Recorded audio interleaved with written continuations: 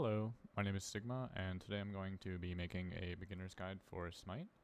I'm going to start off with just some personal recommendations to new players, and then I'll move into some things that I think are fundamental to your success in Smite. And depending on how long the video is, I might add some more advanced things, or I might just make a separate video for those. But to start off, if you're brand new to Smite, I'm going to assume you've done the tutorials and whatnot already, and you kind of have like a basic understanding, like you kill with minions to level up, you destroy structures, stuff like that.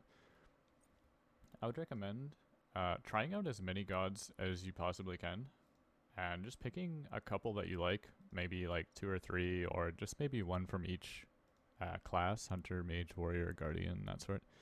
And just sticking with those and just playing those after you've found some that you like.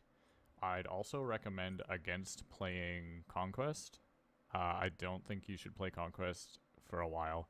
Just stick to Arena / Joust, Assault even. Assault can be nice if you want to try out some newer gods. And just play those game modes for a while until you're comfortable on the gods that you've picked. And then once you're comfortable with those gods and you understand how they work, and their abilities, and what to build on them, then you can maybe go into Conquest after watching a couple, maybe streamers play some games, or maybe a Conquest guide in whatever lane you'd like to play, just to sort of get an understanding. Slash is actually a really good bridge into Conquest. It introduces the jungle camps, the major objective being Apophis, and some minor objectives in the Juggernauts. I would also recommend using Jungle Practice to try out gods. It's a really good way if you want to know what someone's abilities do, or just some items or builds, things like that. You can just go into Jungle Practice and try them out. I'm actually going to go into Jungle Practice now, just to showcase what the Relics do and what they look like, because it's really important to understand what's happening.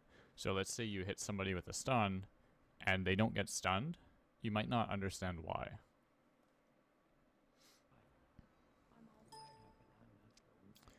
So Curse Onk is an anti-heal relic and also anti-shielding. It reduces the healing that opponents take. Don't worry about the upgrades right now. As a newer player, you don't really need to worry about them that much. They are important, but it'll just add some confusion if you try to focus on too much at once.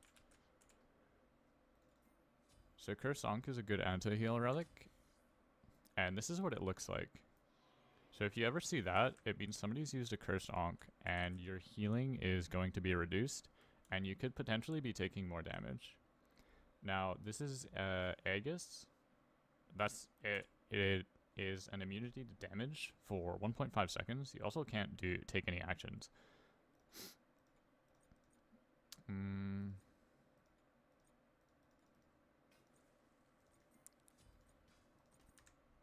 So this is what sprint looks like, and it makes your movement speed a little bit faster.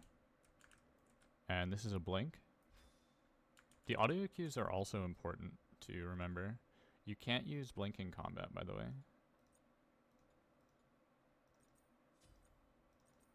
I'm not going to show TP because I'll show it at the end. So Beads of Purification is kind of what I was mentioning earlier, if you stun somebody and they don't get stunned. Whenever a character is glowing golden like that, it means they're immune to crowd control. This is what Meditation Cloak looks like. And that's just a small healing aura. It's stronger the lower that the targets are.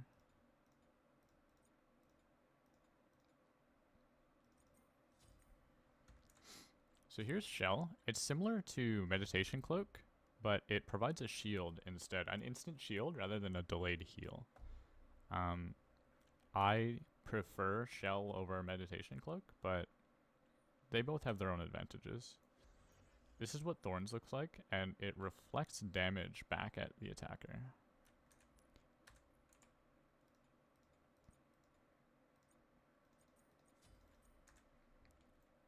This is this is Sundering Spear, and it reduces shields, active shields, and it deals percent max HP as true damage, and increases the damage that the target takes. Bracer of Radiance looks like this. It's just a little glowing orb. It can be kind of hard to see, and I don't see a lot of people use it, but it provides a buff for any allies that move through it, and you can also destroy it if you're an enemy.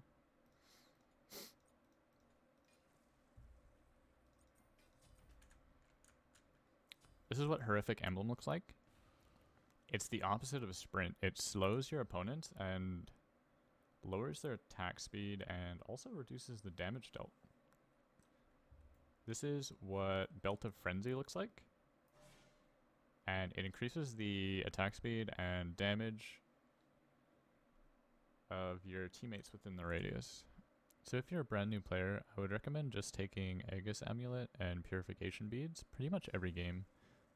Unless you're playing like a tank, so like a Guardian or a Warrior, in which case you'd probably want Shell and then maybe Heavenly Wings or Horrific Emblem.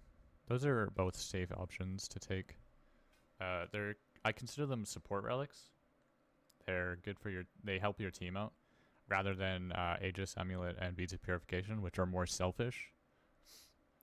So if you're a new player, I would recommend also turning on auto level up and auto buy. You don't really want to focus too much on too many things. You really just want to focus on learning how to play your god and what the gods actually do. Once you're comfortable playing a few gods, then you can turn off auto buy and auto level and try doing it on your own.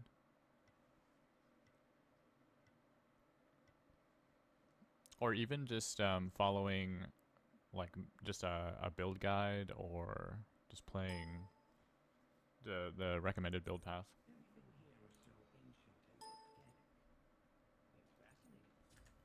I couldn't show TP before because you need to actually be in a game, but when you select TP,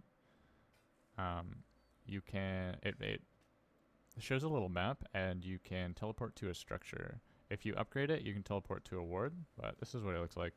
And it can be interrupted by hard crowd control. So we're back in jungle practice, and I just want to show a couple things that I feel like newer players don't really think about, or they aren't really told. So we'll do the archers first. If you look at when these minions die, the gold and XP shows up. If I get the last hit on a minion, it should give me more gold than if I just let the minions kill each other. So this one here, I got 18 gold for it. And here I only got 12. So it might not seem like a big deal, and it kind of isn't, but it can just help you get a really small lead in the early game. Once you get towards the late game, it doesn't really matter because your abilities are just going to fall clear the wave anyways. But it's just good to be aware that last hitting minions does provide a benefit, even if it's small. Alright, so if you see this tower here, if I hit it with no minions in the tower, I'm only doing 23 damage per auto. And now if I put some minions in, I should do a little bit more. I'm doing 46 now. It's called backdoor protections. So as long as you have a minion within the tower range, you're going to do... It reduces the tower's protections. So when you're sieging a tower, you always want to have minions in your tower. There is an exception to this, and I will show you just in a minute. It's going to be kind of hard for me because I'll have to kill Fire Giant. So I'll show you the damage with the Fire Giant buff first, and then I'll wait for it to wear off, and I'll show it to you without the buff. So it's 81 with the buff. So while I'm waiting for the buff to wear off, if you ever are curious what something does, you can press Alt to bring up your mouse and just hover over it. This obviously only works on PC, and the majority of the tips that I'm going to give, revolving like the mouse and the map and things like that, are going to be about PC. It's just because that's what I play on, and unfortunately, when you're playing on controller, you just don't have as much freedom for things like like this. You can still have access to this information and do the same things in other ways usually, but... So if we hover over the Fire Giant buff, it gives you 85 magic power, 60 physical power, and regen. Health regen, and mana regen, and it increases your damage to towers and phoenixes. So now that it's worn off, let's see how much I do. I think it was 83 before. It's 55 now. So that's one way that you can kind of get around the backdoor protections. Although you still do usually want minions.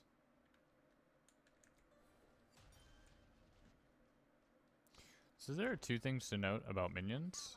The first thing is that minions do a lot of damage. So you don't really want to fight in waves of minions. The second thing, and what you can actually see here, is that I'm only getting experience from these minions, and that's because the tower damaged them. So if the tower damages a minion, you don't get any gold for it. So in general, when there's minions in your tower, you would like to try to kill the archers before the melee minions, because the melee minions are just gonna get hit by the tower and you're not gonna get any gold for them.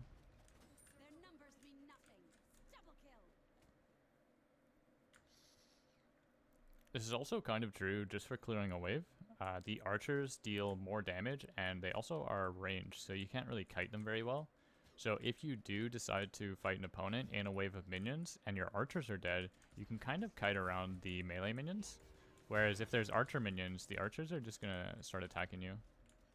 Look at all the damage that the minions are doing to Chunga. She almost died to the minions, and now look at Arachne. That's why you don't want to fight in a wave of minions. So I see a lot of people pull minions and such into the tower to help them kill them. So I just want to see if the gold reduction applies to buff camps. So I got 21 gold for that mini satyr. I got 5 gold for that one. So I lost almost all of the gold for that. So if you're clearing a buff, try to avoid pulling it into your tower if you can, because you're going to lose pretty much all the gold for it. So here I have a bunch of magical protections items, and I just want to show that structures and most objectives like Fire Giant and the Furies tend to deal physical damage. And see, I have a bunch of magical protections and I can only take like 4 tower shots and then I have to leave. So I'm just going to sell all these items and buy a bunch of physical protections. And we'll see how many I can take.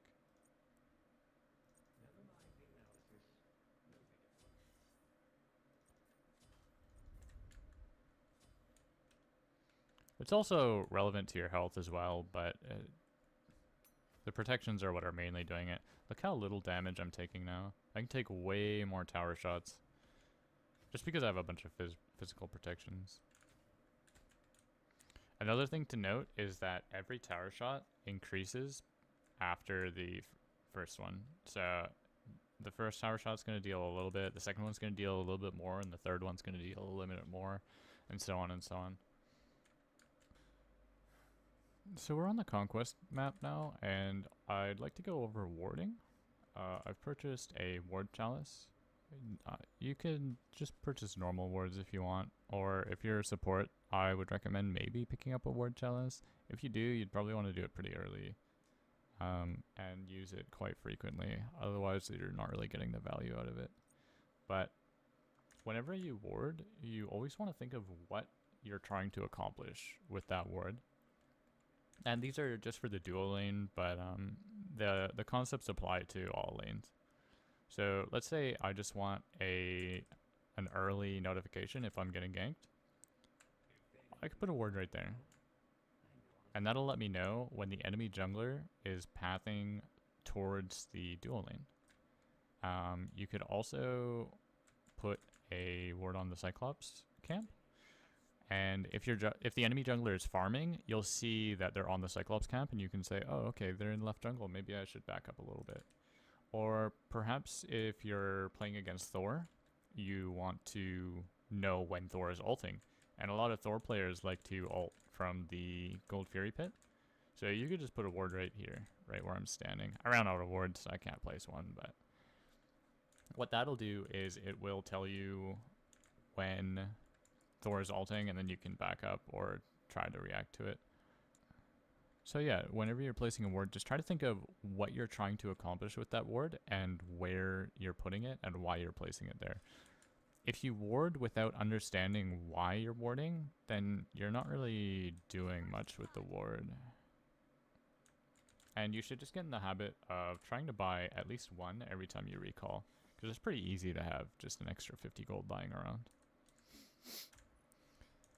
As a newer player, you might run into people that aren't very nice, and maybe they're saying you're bad at the game and telling you to uninstall and things like that. Don't listen to them. You just need practice, and the whole point of playing is to improve, hopefully, and have fun. You're not you're not ruining their ranked promos or anything like that, as long as you're just playing like a casual game mode. And even in ranked, the whole point of ranked is to understand where your skill level is and try to climb. So if somebody's being annoying, you can always just go and mute.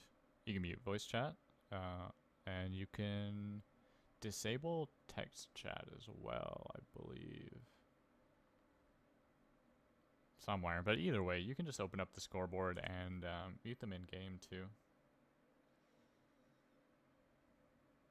Another important thing to note is just try to use your relics. Just get in the habit of using them. It doesn't matter if it's a good or bad usage. Just using them is good enough for now, and eventually you'll learn when the correct time to use them is. Same goes with your ult. Try not to die with your ult up. Even if it's a bad ult, like, it's gonna come off cooldown eventually. There's no point holding on to it.